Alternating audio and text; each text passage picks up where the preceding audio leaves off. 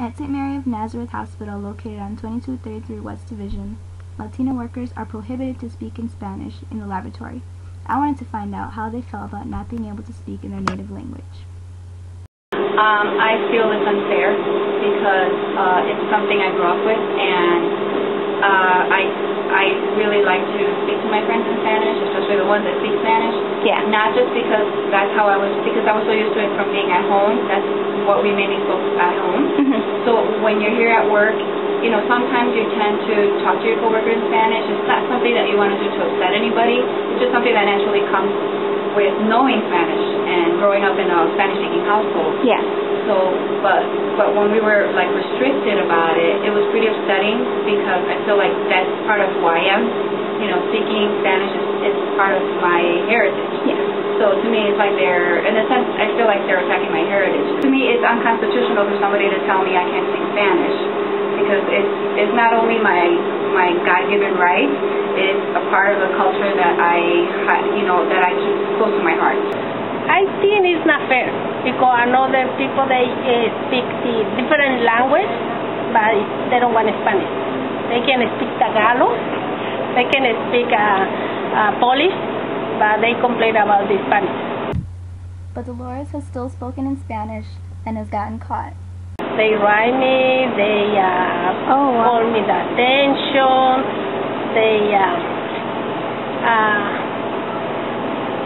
they call me a few times in the office for that. Mom, how do you feel about not being able to speak your language with coworkers in the lab? Well, when it's not really bad, you know what? Sometimes you feel like you're being deprived or something. We should be able to do that. A little louder? Communicating with You mean like the same language with people who speak the same language as me, right? Yeah. Yeah.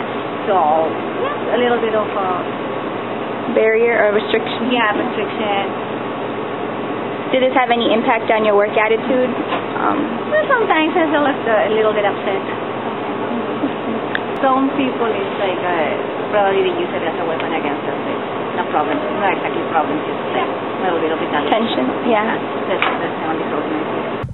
But for 7 ex-employees in Taos, New Mexico, discrimination was felt more severely.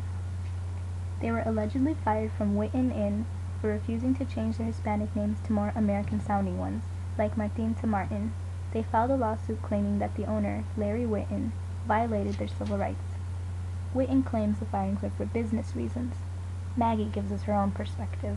To have somebody to try to change your name, that's what you were born with, that's what's on your birth certificate. Nobody has a right to tell you to do that.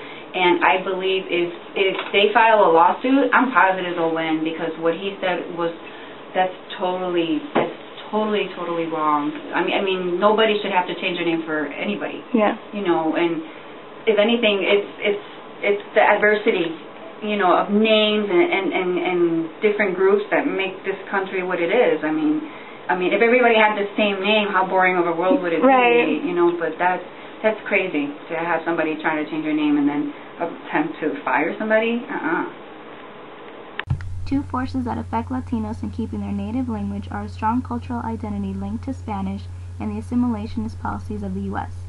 These women and other workers like them must continue to work under such policies, but they don't let it change who they are. It doesn't really affect my identity. I will be a Hispanic woman all my life. It doesn't really affect my identity. I am who I am. Okay. Thank you, Mother.